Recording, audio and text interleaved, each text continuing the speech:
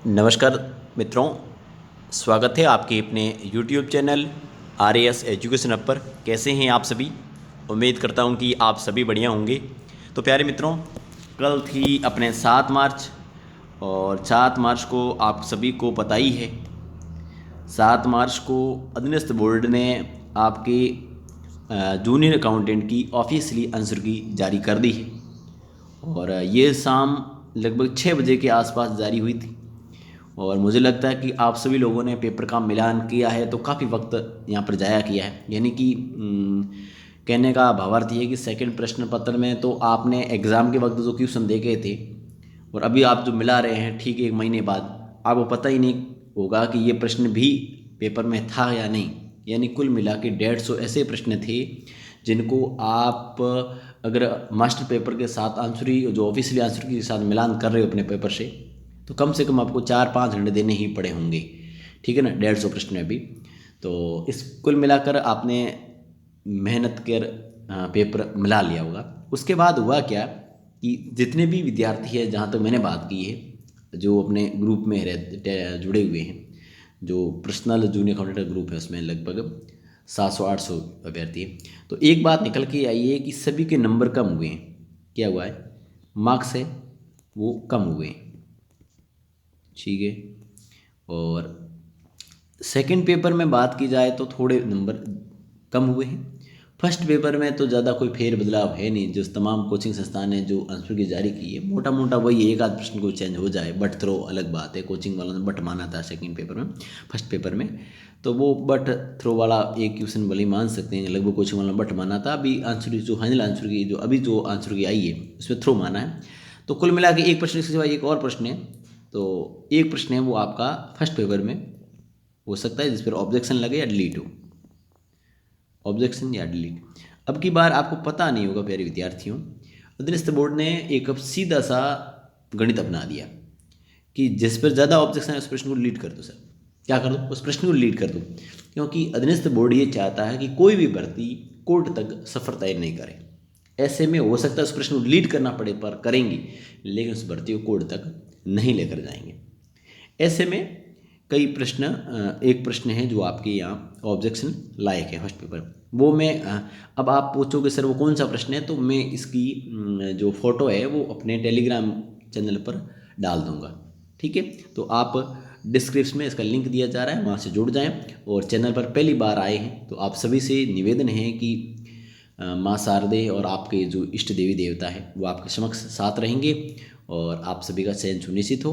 बस आप Telegram channel से जुड़ जाएं और इस यूट्यूब चैनल को भी सब्सक्राइब कर लें ताकि आगामी अपडेट भी आपको मिलते रहेंगे। ठीक है। एक पेपर सेकंड की बात करें तो यहाँ आपके 4 क्वेश्चन होते हैं। कितने?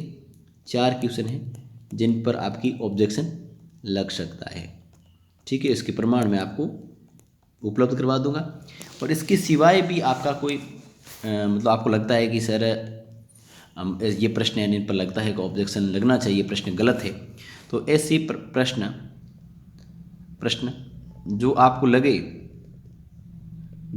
लगे कि वास्तव में इसमें ऑब्जेक्शन लायक है या वास्तव में प्रश्न गलत है, इस पर जो प्रामाणिक स्रोत हमारे पास नहीं है तो हम आपको उपलब्ध करवाएंगे। आप हमारे साथ शेयर कर सकते हैं। तो हमारे साथ शेयर करने के लिए आपको क्या करना पड़ेगा?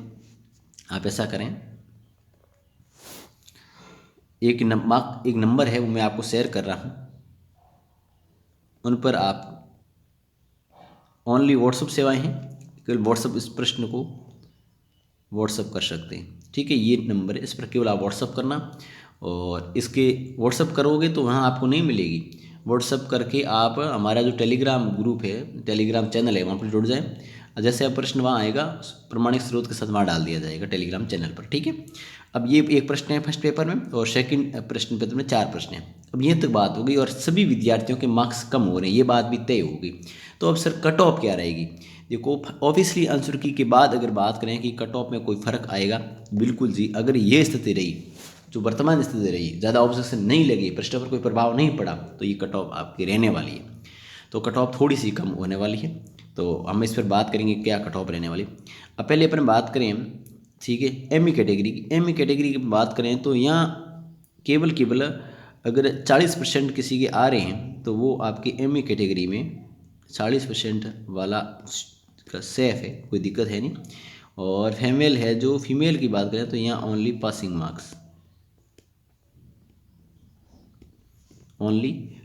मार्क्स जिनके भी आ रहे हैं उनका सेफ है, ठीक है। उसके बाद बात करें EWS MBC की, तो यहाँ मैं कट ऑफ ज़्यादा कोई फ़र्क नहीं लेके जाऊँगा, ठीक है। और यहाँ MBC और EWS की कट ऑफ की बात यहाँ करें तो यहाँ जो मार्क्स है वो आपके पास साथ शेयर कर रहा हूँ। फिर SC ST की बात करेंगे, जनरल की बात करेंगे, OBC की बात करेंगे। ये बात कर रहे हैं अपन ऑफिशियली आंसर की आने की बाद कि जो अब क्या स्थिति है। पहले तो कोई भी तुक्के मार लेता था इस आंसर की से, फलाने आंसर की से। अब पहले क्या हुआ विद्यार्थियों, पहले स्टूडेंट क्या करता था कि मान लो मेरी किसी अन्य कोचिंग संस्थान में ये प्रश्न सही हो रहा है और दूसरी किसी कोचिंग संस्थान मेरा प्रश्न गलत हो रहा है, तो मैं इस प्रश्न को सही मानूंगा, ठीक है। ऐसी स्थिति में विद्यार्थियों के नंबर ज़्यादा हो गए थे। अब वास्तविकता में जब ये ऑफिशियल आंसर की आई गई है तो विद्यार्थियों की वास्तविकता सामने आई कि मेरे कितने नंबर आ रहे हैं, और वास्तविकता में इतने नंबर नहीं आ रहे जितने नंबर बताए जा रहे थे। कट ऑफ है वो इतनी नहीं रहने वाली। जनरली कट ऑफ में अगर बात करूँ तो ये रहेगी आपकी 470 से लेकर 475 तक, ठीक है। और फीमेल की अपना बात यहाँ करें तो ये आपकी बात करें 440 से लेकर 445 तक मान सकते हैं, ठीक है। और यहाँ तक पोस्टें भी खाली जाएगी कहीं कैटेगरी में। तो OBC की बात यहाँ करें तो ये रहेगी आपकी 462 से लेकर 465 तक के बीच में। और जबकि फीमेल महिला की बात करें तो यहाँ अपन जाएंगे 424 से लेकर 430 तक, ठीक है। ये जो मैं कट ऑफ बता रहा हूँ इसका आप स्क्रीनशॉट ले लें आराम से। जैसे ही इसकी अभी महीना भर में अगर आसान शायद लग गई तो 1-1.5 महीना चला जाएगा, ये तो वरना आपके तुरंत प्रभाव से ही इसकी आंसर की रिलीज़ कर दी जाए। बात करें SC कैटेगरी की बात करें, आंसर की क्या इसका जो मतलब रिजल्ट है वो रिलीज़ कर दिया जाए। SC कैटेगरी की बात यहाँ करें अपन तो ये रहेगी आपकी 405 से लेकर 410 तक, ठीक है। ये कट ऑफ आपके रहने वाली है। और फीमेल की अपन बात करें तो यहाँ अपना जो गर्ल्स है, जो महिलाएं पासिंग मार्क्स गेन कर रही है उसका सिलेक्शन यहाँ पर होता जाएगा, ठीक है। और बात करें अपन यहाँ ST कैटेगरी की बात अपन करते हैं तो यहाँ कट ऑफ रहने वाली है, वो रहने वाली है 392 से 395 तक इसकी रहने वाली है। और पासिंग मार्क्स महिला है वो आपके पास हो जाएगी। OBC की बात जो ये मैं बात कर रहा हूँ ये अपने ऑफिशियली आंसर की आने के बाद की बात है, और ज़्यादा इसमें आपको फेर बदलाव नहीं देखने को नहीं मिलेंगे। 5 प्रश्न हैं, आप देखो 300 प्रश्न में से ऐसे 5 प्रश्न हैं जिन पर ऑब्जेक्शन लग सकता है। और उसके सिवाय आपके ध्यान में कोई प्रश्न आ रहा है तो आप मुझे भेजिएगा, मैं उसके आपको प्रमाण दे दूंगा, ठीक है। बात करें MBC कैटेगरी की, MBC कैटेगरी कट ऑफ है थोड़ी सी आपको यहाँ ज़्यादा देखने को मिलेगी, और वो होगी आपके यहाँ 458, सॉरी 1 मिनट, ये कट ऑफ होगी आपकी 452 से लेकर 455 तक। और महिला में वही स्थिति है, पासिंग मार्क्स, ठीक है। और EWS की बात करें तो ये कट ऑफ है वो आपकी रहेगी 760 से लेकर 465 तक। और स्थिति है यहाँ पर भाई थोड़ी EWS में पोस्टों की संख्या खाली रहने की कम चांस बनते हैं। तो यहाँ अपने बात यहाँ करें तो ये रहेगी आपकी 420 से लेकर 425 तक, ठीक है। और ME कैटेगरी में 40% या जो भी न्यूनतम जो क्राइटेरिया है वो उसको पार करता है तो उसका सिलेक्शन हो जाएगा। उसके सिवाय रही कट ऑफ एक और रही, वो रही है TSP क्षेत्र की। TSP क्षेत्र की बात अपन की जाए तो यहाँ केवल आपको पासिंग मार्क्स गेन करने हैं।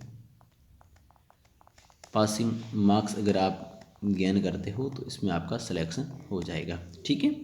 और ये जो मैंने कट ऑफ बताई इसका आप स्क्रीनशॉट ले सकते हैं। ये कट ऑफ आपको देखने को मिलने वाली जब ये फाइनली आंसर की रिलीज हो गई है, ठीक है। वीडियो आपको पसंद आए तो लाइक करना, अपने मित्रों के साथ शेयर करना। धन्यवाद।